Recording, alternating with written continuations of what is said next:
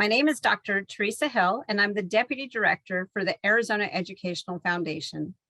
The mission of AEF is to celebrate excellence and cultivate equity in pre-K through 12th grade Arizona public education. As you can see, these webinars series are just one of many programs AEF has to serve Arizona public schools. We do this through a variety of programs for teachers, administrators, and students.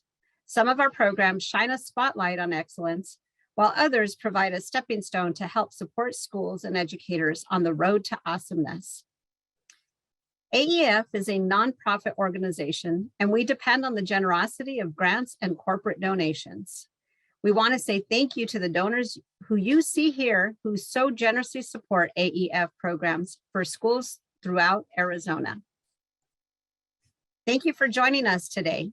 We're excited to provide tips and Teacher of the Year application for Teacher of the Year application and interact with you. In an effort to keep things running smoothly, please submit questions using the Q&A tool. We may answer questions live in written form or not at all. If your question was not answered, please feel free to email at the address given. We'll be covering key information about the Teacher of the Year process and cover each section of the application. The best part is you'll be getting advice from some of Arizona's experts. We will also share a recording of this webinar on YouTube should you want to see it again. So to start, let's look at a timeline for the Teacher of the Year process. We're currently accepting nominations until April 29th. These nominations can come from anyone, professional or personal. After April 29th, all nominees will then be sent a link to the application. Applications must be completed by June 19th. In August, AEF will announce the top 10 or semifinalists, who will then continue through the process with submitting a video of a lesson and be interviewed. On October 15th, all top 10 semifinalists will be recognized at the Arizona Teacher of the Year award ceremony. The top 5 or Arizona Ambassadors for Excellence will be announced and the Arizona Teacher of the Year will be named. So what are the benefits of being an Arizona Teacher of the Year? I'd like to welcome Michelle Dougherty, 2017 Arizona Teacher of the Year, to share some insights on what it's like to be an Arizona Teacher of the Year. Thank you, Teresa. Thank you. Thank you. Hello, everyone. So like Teresa said, my name is Michelle Dougherty, and I was the 2017 Arizona Teacher of the Year. Being an Arizona Teacher of the Year is truly an honor.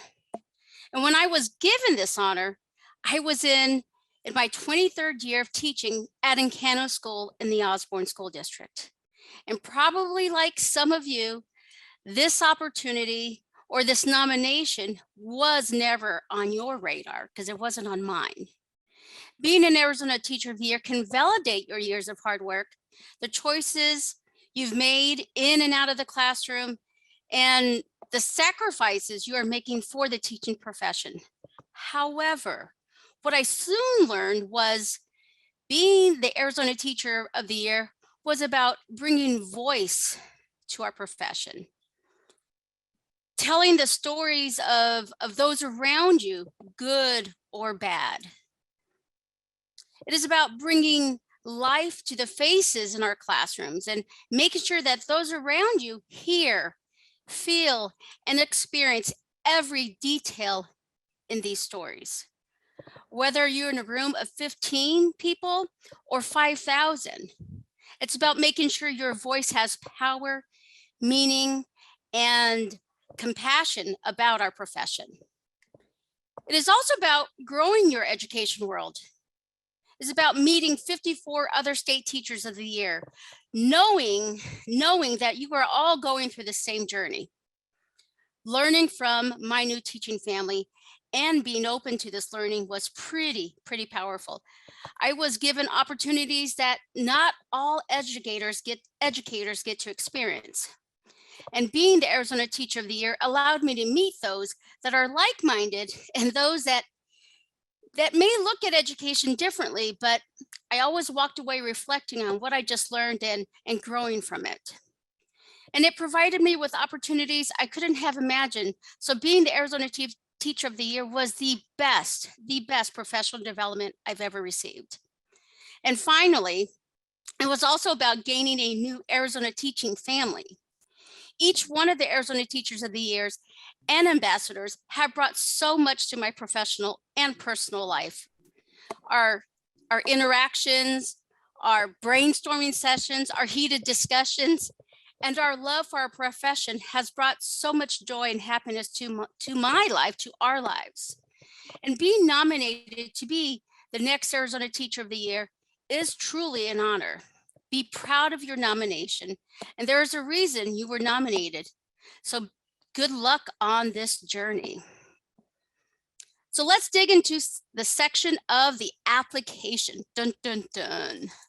So question 1 asks you to describe a content lesson or unit that defines you as a teacher. How did you engage students of all backgrounds and abilities in the learning? In your response, show how you deliberate instructional decisions, create student learning, and reveal your beliefs about teaching and learning. So with tips on how to answer this question is John Carlo Tulanao, 2022 Ambassador for Excellence, who is a general education STEM teacher at Amberlea Elementary in the Pendergrass Elementary School District. The essay prompt about the content lesson or unit that defines you as a teacher is actually one of my favorite. During the application process, I followed these steps. First, and I think the most important, is that you need to define your story, your advocacy, and the message that you would like to amplify as a teacher. This aspect is crucial not just for this prompt, but for the whole application process, as this will be the anchor that guides you in answering any question or any essay as you apply. After you came to a decision, reflect on all your amazing lessons. Choose at least 3 that resonates with your story and your message the most. This can be hard, as I know you are an incredible teacher and you have a lot of stories that you would like to tell. But rank this lesson from 1 to 3, and what I did was I asked a colleague's opinion as to which of this lesson perfectly reflects me as a teacher. It's good to have voices from other people, as they can give you feedback on the things that you are not aware about yourself. Once you have chosen the lesson you will use, make a bullet point of important details that you would like to include in your essay. Make the readers visualize your lesson. What can they see? What can they hear as you teach the lesson? What's the learning climate during that lesson? Bring that lesson alive through your brief but explicit detail that captures the very heart of that lesson. But remember that there's a word limit, which is why you have to pick the salient points you would like to include in your essay. Remember that this essay prompt also talks about engaging all of your students in the classroom. Explain how you're able to make your lesson inclusive and how you welcome each of your learners, no matter what their backgrounds are, their cognitive abilities, or diverse needs. Your response to this essay is not limited to showcasing your triumphs in that lesson. You may also include the challenges that you faced and how you were able to overcome these barriers for you and your students. Including this will humanize your story and your essay, as you are giving the readers an authentic viewpoint of your classroom and the learning experience you are providing. From all the important details you are including in your essay, make sure that there is congruency and alignment to the core message that you would like to convey. Once you are done, read and revise your essay again and again and again. Ask someone to read it and listen to their comments. Refine your responses as necessary. Finally, another tip that I can share is to look at and revisit all the essay questions and how you will be able to make each of your essay responses memorable and impactful to anyone who will read your essay responses. I know for a fact that you have a lot of great stories to tell. Make a strategy in organizing your thoughts and find a way to clearly communicate your message. Good luck! Thank you, Giancarlo. His reflective approach to question number 1 gently guides you on how to anchor your response to by truly looking at yourself as a teacher. He also provides you with a great reminder. Ask another teacher to help you define what lesson best aligns to who you are and what you do. So thank you, Giancarlo. So another piece of the application is the professional biography. So I remember when I was completing this part of my application, I thought, I have to talk about myself in 250 words and in the third person? First of all, talking about yourself is not always as easy as you would think.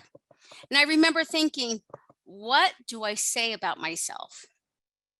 What do they want to know and where do I start? For the last 3 years, I've had the privilege of being on the Arizona Teacher of the Year selection committee.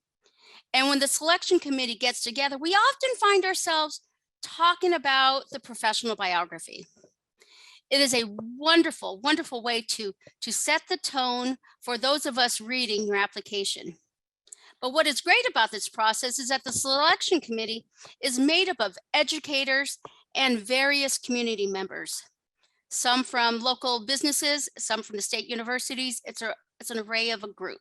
So this is the time to create an image in our head and let us know who you are. So possibly thinking about your role in our profession, what if someone asked, why are you still in education? What would you say? Why do you teach? What are your reasons for staying in the classroom and what motivates you to stay in the classroom? Create a picture that allows us to briefly look into your why. But don't forget, in 250 words and in third person. So let's take a look at question number 2. Question 2 asks you to describe a project or initiative you've been involved in that deliberately creates culture in your classroom or school. You should describe how you build and use relationships to collaborate and to teach students of all backgrounds, abilities, and identities, and what that status of the project is today. With tips on how to address this question is Lindsay Peterson. She is a 2022 Ambassador for Excellence who is an English teacher at Apollo High School in the Glendale Union High School District. Hi, I've been asked to give some tips for answering the question that reads, describe a project or initiative you have been involved in that deliberately creates culture in your classroom or school. Describe how you build and use relationships to collaborate and to teach students of all backgrounds, abilities, and identities. What is the status of the project today? So a couple quick things that stood out to me is this idea of creating culture in our classrooms or our schools and the idea of using relationships to collaborate. So the first thing I would do if I was answering this question is to really identify what that culture is that I'm striving for. What is that culture in my classroom? And then what's that culture on our campus that I'm striving to support and to help build? Identifying that first is really going to help me be able to talk about the things that I'm doing that are going to push that forward. If I can't identify the culture that I'm moving forward, it's hard to identify those initiatives. And then also really focusing on those relationships. We know how important relationships are with our students. And as a teacher, I've also learned how important it is for me to build relationships with my colleagues and with the community and with my administration. It is easy to forget that we are not the only adult in the room sometimes, that there are our peers next door and our other support all over the place that can help us. And so really just focusing on that culture and then the relationships that help push that culture forward. I think those two words in the question are really key to answering it. The other thing I would say is give yourself credit for what you've done. I think sometimes as teachers, we just get things thrown at us and we just keep rolling and we keep going. And sometimes we don't take time to stop and look and say, wow, I made all of these choices today very deliberately for my students. I use my knowledge and my experience and my training to be able to make choices that are going to help my kids achieve more, feel more successful, and build relationships with me and with each other. So give yourself credit for that. I know when I had to answer a similar question, I just started making lists of things that I'd been a part of so that I could really give myself an opportunity to see what I had done that I was proud of and that I was passionate about. And when I did that, I allowed myself to say, I did this. I was on this committee. I might not have been the person that made all the decisions, but I was part of it. I was an important part of that, moving it forward, and it mattered to me. So give yourself credit for what you've done, in addition to paying close attention to those details in the question. The third thing I would say is the last part of the question asks, what's the status of the project today?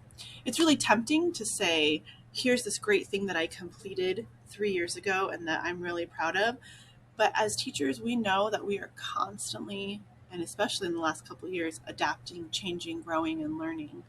And so don't be afraid to talk about something that you're in the middle of right now. It doesn't have to be a completed final project with data to support its success, to be something that's important, to be something that's deliberately creating culture and building relationships on your campus.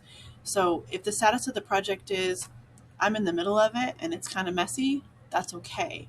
If it's something that you're passionate about, that you're proud of, and that you know is going to make a difference in the end. Good luck. I'm sure you're going to do great, and I'm grateful for the opportunity to share some of these ideas with you. Lindsay did an amazing job in reminding us about the importance of culture and relationships, and to give yourself credit for things you've done. That's not always easy for teachers. So thank you for those reminders, Lindsay. This next question allows the reader to look into how your choices are connected to your community. So question 3 asks you to describe specific ways in which you deliberately connect your students with the community. You will want to show how these community connections dissolve classroom walls and are used to impact student learning and success. With tips on how to address this question is Ashton Gilday, 2022 Ambassador for Excellence, who is an English teacher at Walden Grove High School in the Sahuarita Unified School District.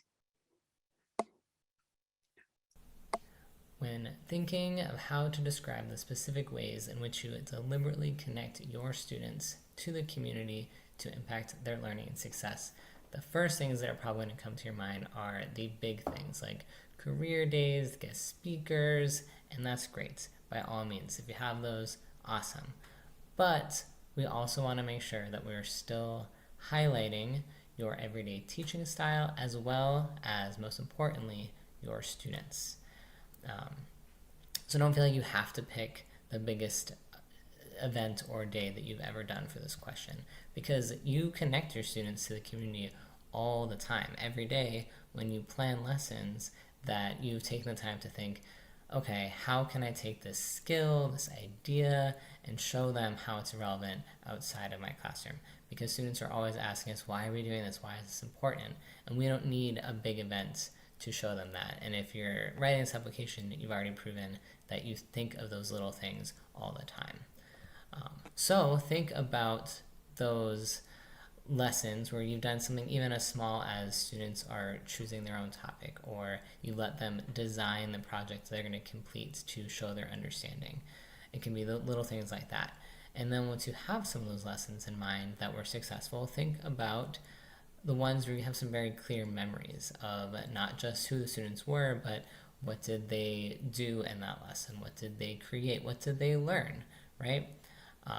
Then it's all about telling those students stories, because the human brain loves stories. It's what we remember. So if you can include specific names, specific details, specific examples in a vivid story, that's going to make your application more memorable.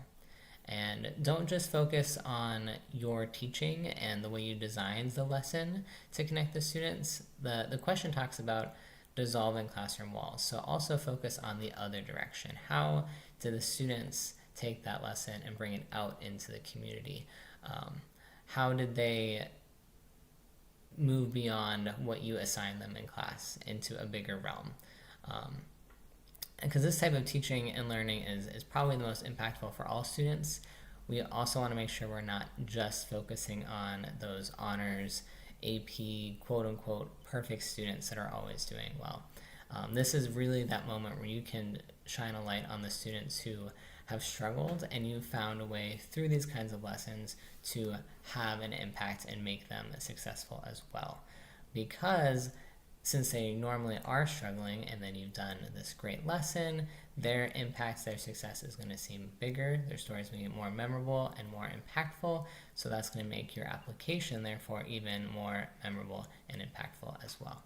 So again, don't stress the big things, focus on those little everyday moments that really shine a light on your students, and focus on the students that you're going to see the biggest impact, not just the students that people are going to think are the good students. So good luck. Thank you, Ashton, for highlighting teaching styles and how your teaching style connects to your students and your community. And also for reminding us of the importance to connect all students to the learnings happening in and out of the classroom wall. So thank you, thank you, thank you. So let's briefly step away from the questions in your application and talk about your 3 letters of recommendation. So a typical letter of recommendation is simply a document in which the writer assesses the qualities, characteristics, and capabilities of the person being recommended in terms of that individual's ability to perform a particular task. This is great information. However, this is another opportunity for the selection committee to see how others see you. An opportunity to confirm and support your application. To provide information that may not be answered in your application. This is their chance to brag about who you are, what you've achieved in and out of the classroom, your relationships with your students, families, and your community. Possibly the impact you had on their life or school community. And finally, an opportunity to provide specific examples or evidence of your impact as an educator. And words of support that celebrate who you are. So I'm going to say that again. An opportunity to provide specific examples or evidence of your impact as an educator, and words of support that celebrates who you are. Very important information. So the next question in the application looks into your thoughts and ideas connected to public education. So question 4 asks you what you consider to be a major public education issue today. Describe how you demonstrate being a lifelong learner, leader, and innovator about this issue, both in and outside of the classroom walls. With tips on how to address this question is Jason Cantonese, 2022 Ambassador for Excellence, who is a math teacher at Pueblo del Sol Elementary in the Isaac School District. Hi, everybody. My name is Jason Cantonese. I am an Ambassador for Excellence, and I'm excited to talk to you about a portion of your application that asks the question, what do you consider to be a major public education issue today? Describe how you demonstrate being a lifelong learner, leader, and innovator about this issue, both in and outside of the classroom walls. First and foremost, my advice to you would be talk about something that you are passionate about, something that is having a dramatic impact on education today. You're a teacher, you definitely are seeing things and feeling things from a unique perspective. And it is important that you use your voice to advocate for something that you consider to be an important issue that we all are dealing with today. In addition to that, how are you this learner, leader, and innovator about this issue? How are you dedicated to helping change, innovate, or inspire others to care about this issue? These are all great questions for you to think about whenever you are writing. The unique thing about this is that this is your platform to be an advocate for something that you're passionate about. You walk into your classroom every single day and you care about your kids so deeply, and because you are nominated for this award already, others are recognizing that you have a voice and you have something that we need to hear. And so don't be afraid to be you. Don't be afraid to share what it is that you are passionate about, and come up with your tangible examples of how you are that leader in the field and how you are inspiring others to make change, or to, be someone that is also equally as passionate about this. I am so excited for you to be on this journey, and this is going to be an incredible, incredible, incredible part of your application. Good luck. And I agree, Jason. Thank you, Jason. This is a great reminder about using our voice and being an advocate in and out of the classroom. And Jason did a great job in reminding us and how to use that information and reflecting on that question. So now let's look into question number 5. Question 5 asks you to think about what your message to the profession and our state of Arizona would be should you become the 2023 Arizona Teacher of the Year. And with tips on how to address this question is Nancy Farah-Quinlan, the 2022 Arizona Teacher of the Year, who is a STEM CTE teacher at Keno Junior High School in the Mesa Unified School District. Hello, my name is Nancy Farah-Quinlan, and I am the 2022 Arizona State Teacher of the Year. I am here to give you some information and advice about the questions that you need to fill out for your application. The question we're going to talk about is, as the Arizona Teacher of the Year, you would serve as a spokesperson and representative for teachers and students throughout our state. What is your message? What will you communicate to your profession and to our state? My advice to you: find your passion. Tell people what you feel is important for students and teachers in the state of Arizona. If it helps, imagine that you will be speaking to the state legislature just before they're doing the budget. Tell them the most important issue from your teacher heart. Can't go wrong there. Best of luck. And Nancy is right. Can't go wrong there. So find your passion. That is some great advice from Nancy. It's well said. So thank you, Nancy. And finally, question 6, the last question in the application. It asks you to think about what your speech to the teachers across the United States would be. So things to consider when responding to this question is in the question. What is your message? What is the talk you give? Is your message coherent?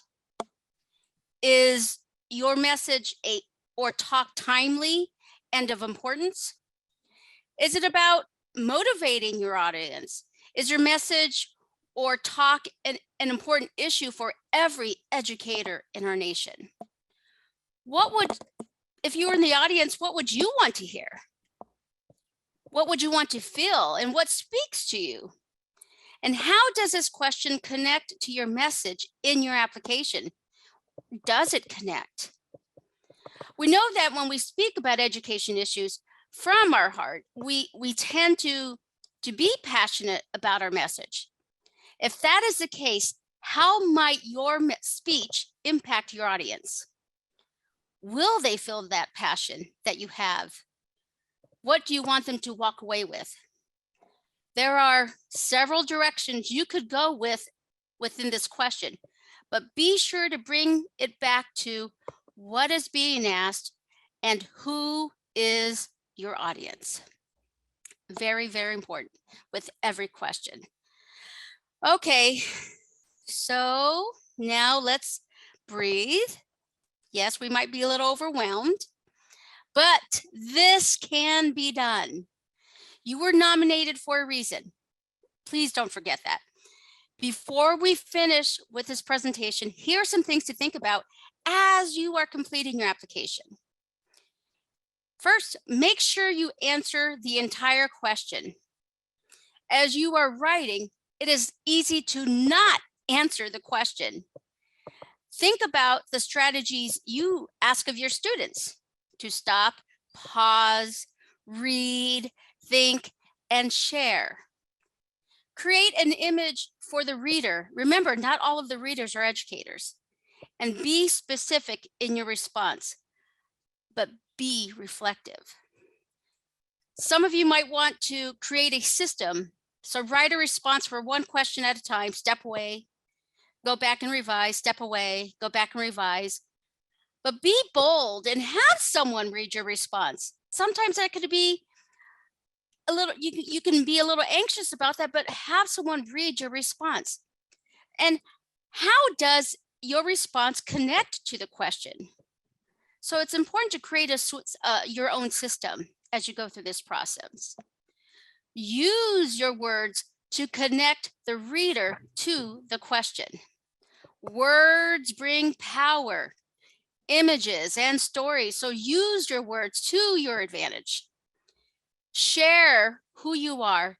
Invite us into your professional world and let us know why you were nominated to be the next Arizona Teacher of the Year.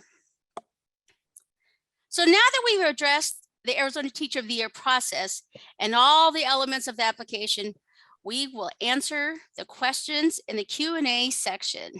Thank you.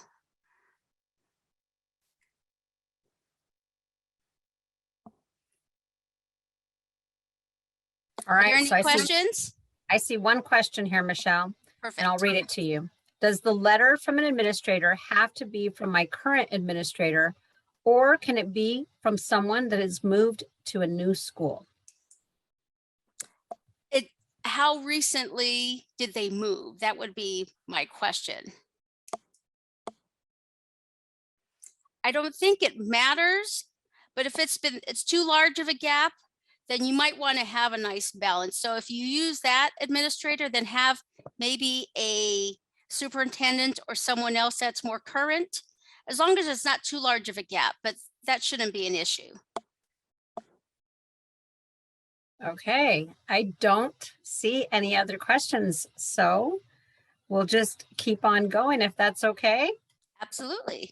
All right, well, thank you, Michelle, so much for all the information that you've shared today. I wish I had these tips available when I was a school principal to help my teachers. Me too, me too. This is a first for us. We'd like to thank each of you for attending today, and we hope that you found the information valuable. We value your input, so we've created a survey that we would like all of you to complete. There's a link to the survey in the chat, or will be in just a second, and we will also include the link in the follow-up email. AEF provides these Everyone's Story Includes a Teacher webinar series once a month, so please be sure to check out our website or social media sites for upcoming webinars. Again, thanks, and we hope to see you soon. Hey, good luck, everyone. Please reach out. You can do this. You can do this. There's a reason why you were nominated. Show off your skill set, show off your heart, and show off your passion. Thank you.